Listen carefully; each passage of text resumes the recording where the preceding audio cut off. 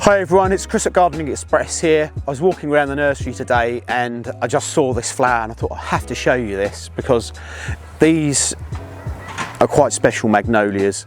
They're a rarer variety, but they've got this flower that opens up like a water lily almost. It's really sort of big ruffled flower. It's a variety called Wildcat.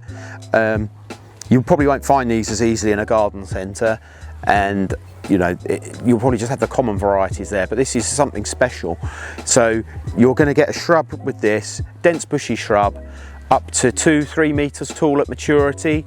It'll form a really nice sort of bushy specimen, and then this is about 1 metre tall now, and it's just at the start of its sort of flowering life, and they'll live decades, these, and then you'll get these massive water lily like blooms all over this plant. So this is the real start of its life, and this is the first flower it's probably had, and it's a Magnolia Wildcat it's called. And yeah, it is a bit of a wild card, this Wildcat, because there's not many water lily like blooms when it comes to a magnolia. Something special, very easy to grow.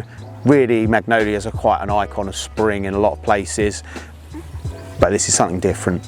Thanks very much, and I'll see you next time.